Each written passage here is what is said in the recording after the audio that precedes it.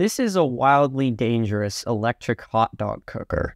You probably saw dangerous hot dog cooker in the title and wondered how could a hot dog cooker be dangerous? Well, that's what I'm here for.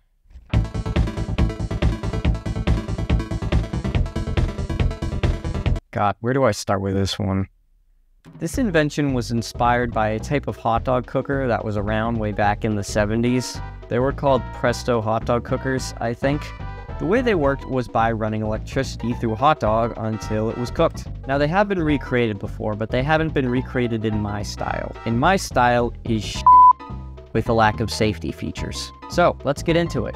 My invention is going to work the same way as those old cookers, just with a lack of safety features. Not that those really had many in the first place. So first off, we're going to need some way to hold the hot dog while we cook it, or else I'm going to get electrocuted again. Now, don't get me wrong, I love the idea of a taser wiener, but I'm not mentally prepared for that right now.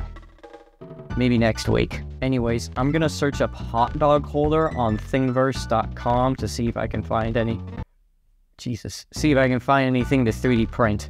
If I can't find anything, I might have to search up something more NSFW.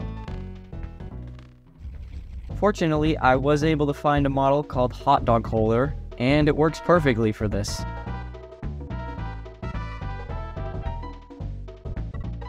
Then I had to test to make sure our model would fit an actual hot dog.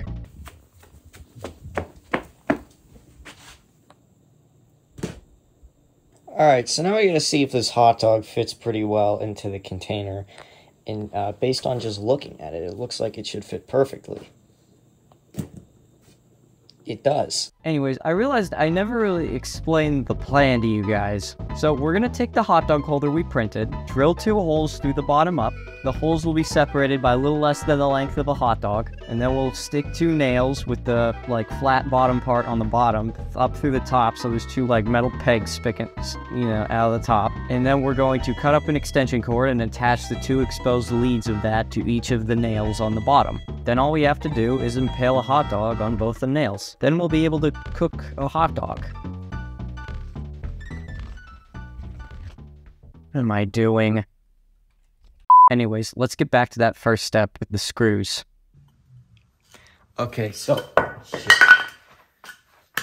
I lied in what was probably the last clip, if I even decide to put that here. The first thing we actually need to do is cut little notches on each side of the hot dog holder here.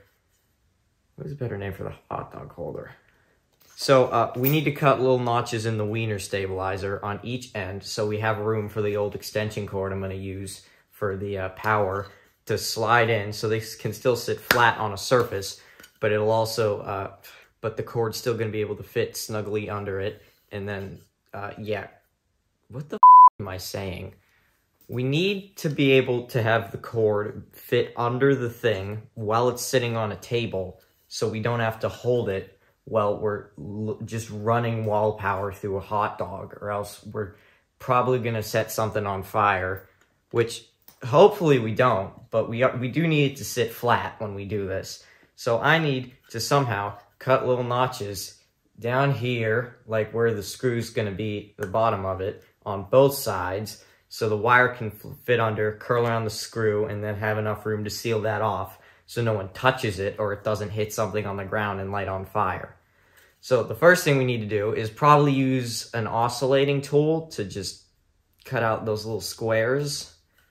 And yeah, so we're going to try that now. So this is an oscillating tool here. It moves back and forth really quickly to cut stuff.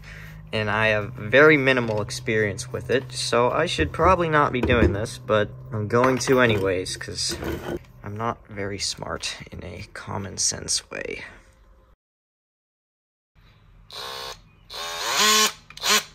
You know what, I think that'll work. I should put this in a vise. I got it in a vise. That'll work perfectly. Now we just gotta drill the holes for the screw. After that, all we had left to do was the wiring. So I cut off the end of an old extension cord, which you should never do because it could very easily burn your house down. Anyways, I just wrapped the exposed end of the wires to the bottom of each of the nails. What I then had to figure out was how to cover up the exposed parts of the nail that were too close to the ground. So I did the same thing I always do, and I just covered the problem with hot glue.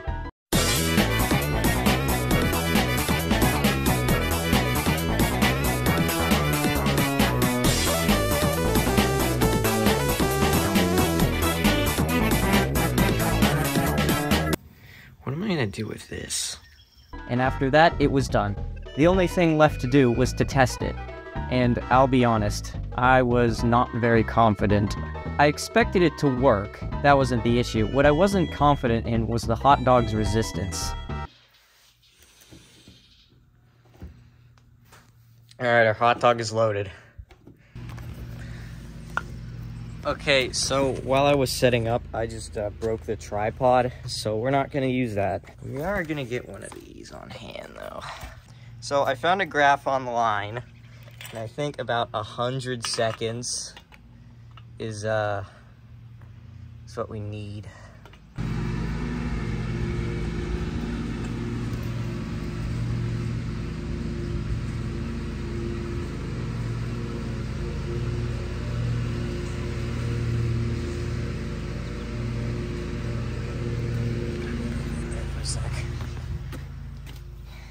The neighbor's spying on me, and I don't want to be seen doing this.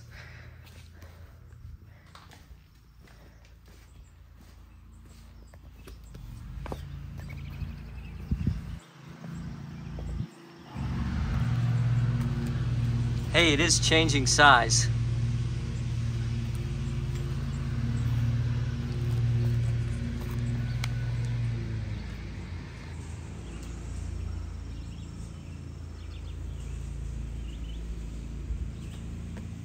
I think something is happening.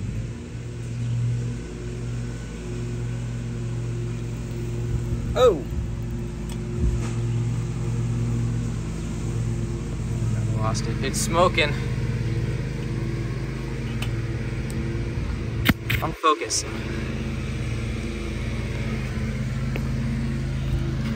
This is unplugged.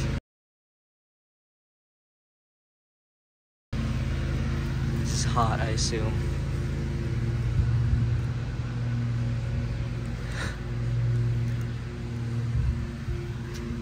Alright, well, it worked. See those nails? That's burnt off hot dog. Hang on, let me go get a bun.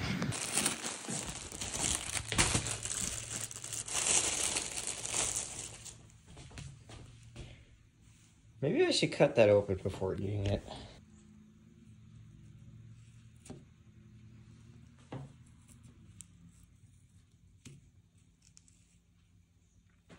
The inside looks all right.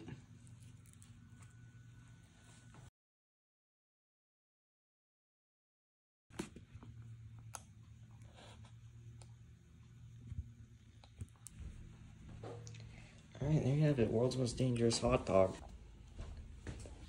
This tastes disgusting.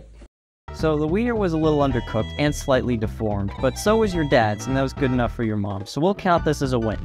Yeah, that's it though. Follow me on Twitter and Instagram, please. And once again, I'll hopefully see you guys in less than a month.